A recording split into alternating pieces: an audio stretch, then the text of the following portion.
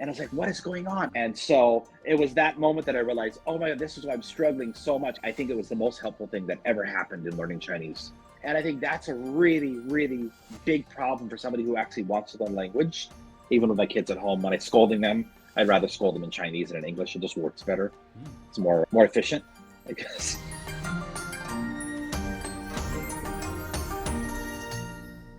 Hello and welcome to the Learn Chinese Insights podcast brought to you by ChineseTrack.com. Each week we interview expats from around the world who have learned Chinese as a second language to find out how they learned it and how they use it in day-to-day life. So with me today, I'm happy to have Brent Stewart. So before we get started, Brent, can you introduce yourself in Chinese? And then we'll go from there. Yeah, sure thing. 大家好，我是 Brent Stewart，中文名字是蓝博宇，我是美国人，住在台湾21年左右。我现在是康桥国际学校的高中9年级、10年级的英语老师。Sounds good. All right. So you said that you came from America to Taiwan. It's been how long? About 21 years Oh, total. 21 years. Wow. Yeah. All right. So what brought you to Taiwan in the first place?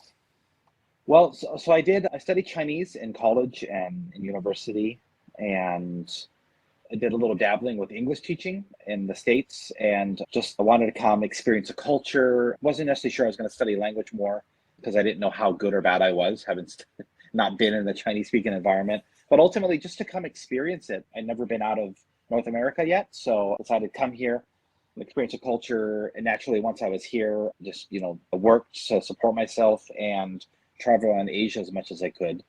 So that was the main thing, just kind of get experience. I kind of set the goal of I'm going to go and stay 6 months and kind of teach English to support myself and see where it goes. And I ended up staying 2 years and then went back to school. And then in 2005, I returned and haven't left since.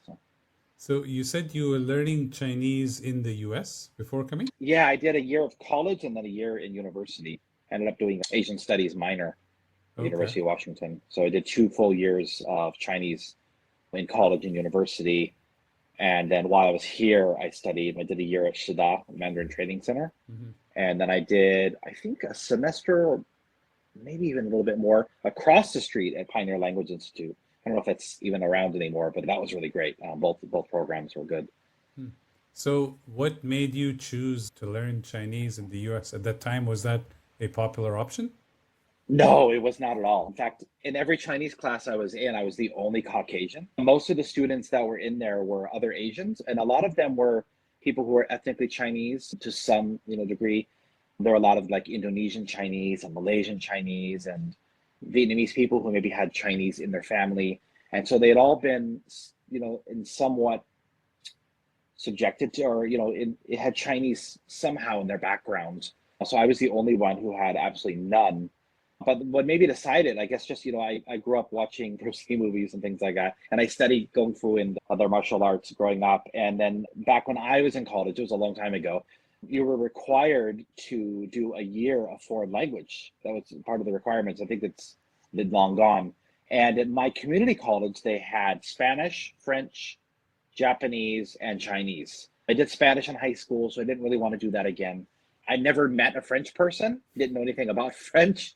And just my interest in Kung Fu, and I was kind of fascinated with the characters and whatnot. So I thought, well, I'm going to try it. And I just absolutely loved it. Came rather easy for me. I guess maybe languages is probably something that I'm somewhat good at, but I really loved it. And so I just did a class, and then I ended up eventually even just doing Chinese at night for a couple quarters. Wasn't really taking the other classes until I transferred to university. And then at University of Washington, they've got a massive program. They've got a Chinese library and all this and that. And so, yeah, huge resources.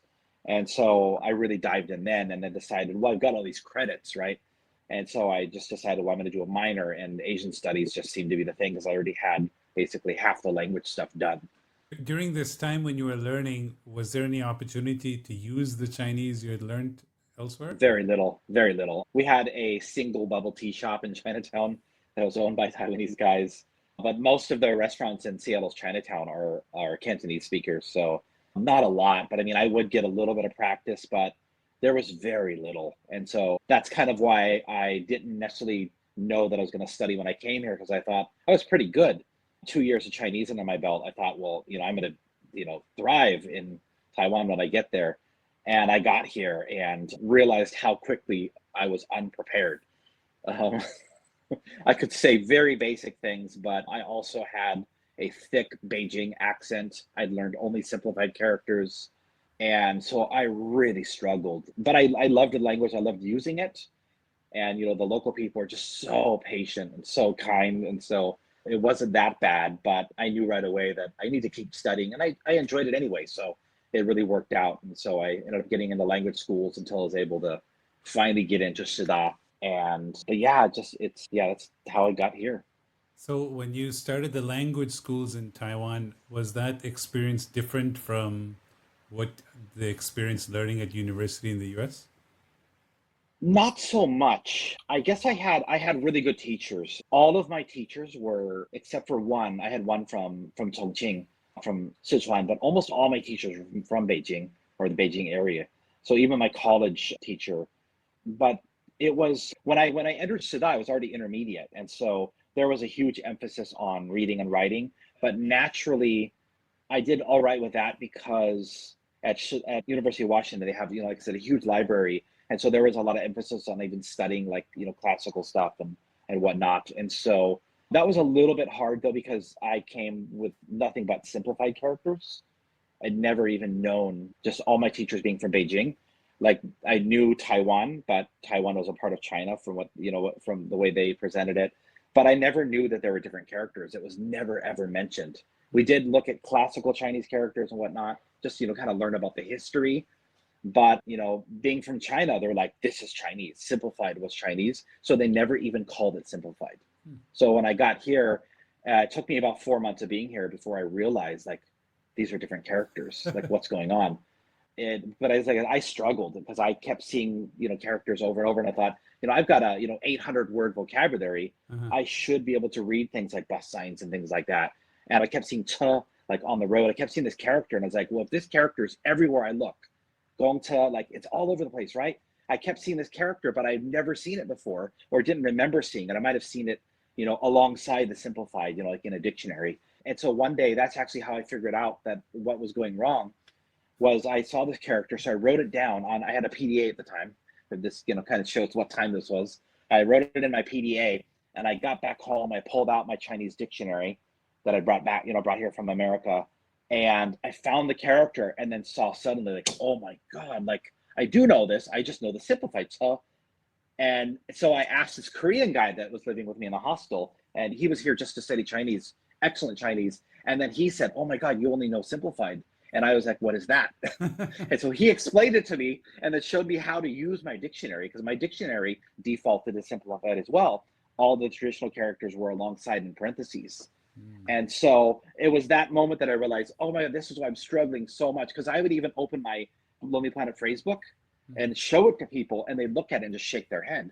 And I was like, what is going on? It's because it was all simplified characters. So until then, you just thought this was a new set of characters you hadn't learned yet? I know I had no idea. I didn't understand why nobody understood it. Like, nobody could read it. So I would literally open my phrase book, and it would say, like, a sentence like, where can I buy a postcard? I showed it to a police officer once on the street, like in front of Taipei Station. And he just looks at it and he just shakes his head and, says, boys. And I had no, like, why would he help? I just thought he's just not helpful. And it took that realization that, what I had learned and all the materials that I brought with me were all simplified. No mention of traditional ever in my 2 years of studying Chinese. So once you figured that out, that okay, there's these two character sets, how long did it take you? Was it a huge adjustment going from simplified No, to traditional? No. no, it's naturally the writing is harder, but having studied in university, we actually had to use Malbi when we were first starting out. And so there was a strong emphasis on learning all the individual strokes, the stroke order. It's, very rigid system, which I'm very grateful for, because I can write really well. I can't recall how to write anything, but if I see a character, I can write it down in perfect stroke order or whatnot.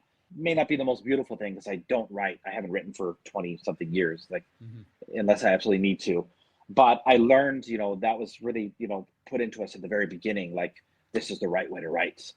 And so it was a pretty easy adjustment. But if somebody had not had that writing foundation, I imagine it would have been a huge uphill battle. Mhm. But yeah.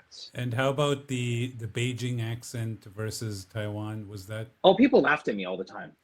Yeah, and it wasn't just the accent, it was even vocabulary. Like I remember, being with a classmate. One of my classmates had asked me, "Do you know where this is?" And I said, I said, "Oh, 从这儿来." They heard that, they laughed at like, what does it even mean? And I didn't realize that, well, Taiwanese people say 跟我来. So, things like that. And, I asked one time I had to go see a doctor, and I asked somebody on the street, told somebody I needed to see a daifu. And they heard that, they kind of giggled. They said, 你要看医生吗? And I didn't know what an isan was. And I said, no,我要去看大夫. And so, little things like that. So it took a long time for me to kind of train out a lot of that, like more mainland vocabulary. But, the people here are just so kind and gracious and patient. So they really, helped me along. But I did get a lot of people would giggle, right? when I'd say things, so. So then when you came back again, you said in 2005 you came back. Yeah. So at that Yeah. point, did you continue studying Chinese? No. Okay. So since then, would you say your level of Chinese has stayed the same, or have you done anything on your own? I would say in some ways it's gotten a lot better. Okay. In some ways it's gotten worse. Like I can't read much anymore. I can read, common characters on road signs and menus and things like that. Just the stuff that I see all the time. Mm-hmm. But I would say if it's not really, really common characters, like the most basic 1 or 200, then I'll sometimes struggle to be able to read. Luckily, I've got kids. Like my daughter can read way better than I can, and my wife's Taiwanese. So if I'm outside and I need help reading something, yeah, I can use Google Translate or just ask my daughter, like, what is that? Because if they speak it, then I know what it is. But sometimes characters, I'm not quite sure. Right. Or I guess out of context. But yeah, so in some ways, like reading, writing, it's gotten worse because I don't write. Like I can't even write my kids' names, to be honest, because I don't need to. I know what they are. I can type them in my phone, type them on the computer. But actually remembering how to write them, like I've never actually had to write their names. Mm-hmm. So like things like that. But in terms of speaking, I'd say it's gotten better just because I use it all the time. How do you use Chinese in your day-to-day life? Well, just everything. Naturally, being a foreigner, when I go places, a lot of times people immediately shy away, run away, giggle, they see the foreign face. But if I'm given a chance to speak before that, that immediate reaction, like run and hide, sets in, then I'm all right. Then like, oh, you speak, and it's usually okay. But yeah, just ordering food, getting gas in the car, I mean, I guess you could, because there are people who live here who do it. I don't know how. Because back then, I mean, you couldn't survive if you didn't speak some. I don't know how, or you could, but I don't know how you would survive back in the 90s. Mm-hmm. But I know that the overall English proficiency has, at least the basic proficiencies, gotten a lot better. Sure. There are a lot more foreigners here. But yeah, just day-to-day stuff. I mean, it's at work, I speak all English now, so that's one thing. But otherwise, even with my kids at home, when I'm scolding them, I'd rather scold them in Chinese than in English. It just works better. It's more efficient, I guess. So let's talk about that. So having kids in a bilingual environment, so how does Yeah. that work out, and what's the result there? It just works. Kids are, naturally just sponges for language. We don't have a formal system. My kids did have different developments growing up. And so just because their environment was actually very different, I transitioned to working from home. My wife wanted to go back to work. She'd taken care of my daughter for 2 years. And so when I had my daughter at home, it was mostly English all the time. And I think just that was more of a conscious decision, because with my wife and going to the grandma's, it was going to be Mandarin and Taiwanese all the time, right? So figured I'll speak English. So actually her first language was probably more English than Mandarin. And so she knew words in both languages. Like she had first words in both languages, and then eventually kind of figured all of the translations. My son was the exact opposite. My wife wanted to go right back to work after he was born, because then my daughter was already 3.5. She was in kindergarten. And so my son went from 2 months old directly into an all Chinese speaking daycare. And so he, grew up listening to me speaking English, but would always answer in Chinese. And actually, he's just now at 6, starting to answer more in English than in Chinese. But Mandarin is still his first language. I mean, that's his default. And so, yeah, it's very different with my daughter. Like she's in a mostly Chinese environment at school, but there's a lot of English. She's got 14 periods of English a week. And so when she talks to me, usually she talks to me in English now. Whereas my son, it's mostly Mandarin. So it's kind of interesting that they're very different, Right. even though they're in the same household, but just different conditions in which they grew up in. When in they the talk house. to each other, do they use Mandarin? Yeah, it's almost all Mandarin. Yeah. I see. Yeah. All right. So for foreigners who come straight to Taiwan who didn't have the background that you did of having learned some Chinese beforehand, would you recommend they enroll in a language center right away, or Absolutely. Yeah. just to get the basics? Yeah. Yeah. Chinese is, well, for me, I never saw it as a hard language. I know statistically when I look at languages and whatnot, it's supposed to be one of the more complex ones, like level 3 or something like that out of 5. I don't remember the exact numbers, but it's supposed to be complicated. But just, having been here so long, so many foreigners that come here and then learn Chinese by getting a local boyfriend or girlfriend or just kind of pick it up along the way, they plateau really fast. And they're really hard to understand because their pronunciation is all over the place. Their tones are all over the place. And even for me, a foreigner, like I have to try to figure out what they're saying half the time. And it's because they've never gotten those basics down. And that's something that requires tons of practice and lots of time. So when you say You the know, pronunciation, basics, what are you referring to? strictly pronunciation and tones. Okay. Like they say tones takes about 6 months. I think that's about right. Like a daily practice, it takes about 6 months before it all clicks, before you can actually hear the differences. And it really takes, so in learning Chinese in college and university, we did drills. And as boring as that sounds, thinking back, I think it was the most helpful thing that ever happened in learning Chinese. Like doing those ba ba ba ba, and having tests where the instructor would say words and we would have to write down the Hanyu pinyin with the tone markers and all that. And there even, at the beginning they would exaggerate the head movements. He'd say ni zai na, right? And the head would bob, and so we would learn to recognize it also by the movement of his chin and his head. But it started with that and then moved on to the drills. But it's those drills that allowed me, after speaking a year, to be able, like in the classroom, to have an actual conversation in Chinese. I think most people who study a year or just who have been here for a year, they know, a bunch of sentences, a bunch of words that they can throw in, but they can't have a conversation, not a fluid one. And I think that's just because they're not getting that foundation set. And it's not fun, but it's not monotonous either, I guess. It's really useful because once it clicks, it clicks. And how about characters? How important do you feel it is to learn those? I guess it depends on what your goals are, your language goals. Because like I said, being married to a Taiwanese, I don't need to be able to write. It's not fun learning to read and write. I don't think. I find that the worst part of it. And it's not just the Chinese. It's because it's completely removed from anything English. There's no relationships at all. So it's a lot of work. Yeah. I'm glad I learned the basics, like being able to write a character down if I see it. I think that's really important if you're going to need to use it. Like if you're going to need to go to the government and write your name in Chinese, it's really embarrassing if you can't do it, or if it looks like it was done, by your cat. But that's I guess it just depends on whether you need that or not. But I guess with characters, it's possible to learn to read but not write, right? It's a different skill. Oh yeah, totally. I don't know anybody who's done that I know of. Yeah. But I imagine that would be a lot more efficient. Because if you can read, then you can type, and then that kind of covers. Yeah, well, you have to learn you've got to learn a phonetic system. Yeah. To do that as well. But those are not hard. Whether you use, Zhuyin or Hanyu pinyin, like they both work. Okay. But, yeah. Awesome. So looking back at your journey, as far as the learning Chinese goes, is there anything you would have done differently? I don't think so. No. Most of, like, for example, being away from Taiwan for, it was almost 6 years that I was, that I've been back. I did study Chinese just to keep a level. I went to a Chinese school that had an adult class on the weekends. And I did that every weekend as much as I could when I was back, just to keep the foundation and continue learning new words and whatnot. But I think that helped me. But I noticed the difference, like when I got back, and like the first time I got into a taxi, I understood everything they said, but when I opened my mouth, like nothing would come out.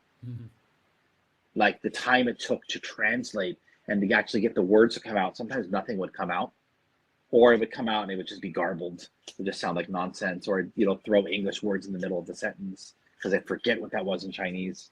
But I mean, there's not much I could have done. I mean, just being out of the environment was the problem. So you just need Yeah, that exposure to get it to click. yeah. I think the reason I mentioned like why I think going to school is so important is the one thing I found that I even struggle with still is because Taiwanese people are so nice and so kind and forgiving. If you come here and you don't have a foundation in Chinese and you speak a single word and you completely butcher it, they'll clap and they'll applaud you and they'll say good job. Nobody will correct you. And I think that's a really, really big problem for somebody who actually wants to learn language. The other problem is, it's a language, and because it's so different from the English or whatever other language somebody speaks, somebody who's not trained to teach Chinese may actually be doing disservice by not teaching you. So I'll give a great example. Like even my wife, who is an educated Taiwanese person, and she's a teacher, not a Chinese teacher, but she's a teacher herself. She can't explain, for example, like why does this pronounce that way or why does that go that way, and even pronunciation, because she's Taiwanese. There's not saying that Beijing Chinese is better, but there are certain sounds that Taiwanese people can't hear in their own language. And when they write the buppa muffin, they may get it right. But if you were to ask them, are you saying in or ing? They won't. They'll look at you like, huh? Well, so the problem is, as somebody who has to use Chinese, a lot of times I need to look something up in a dictionary. And there are so many words that I'd learned here that I'd heard time and time again over years mispronounced. And you can't imagine the frustration of not being able to find the word in the dictionary, because my listening is really good.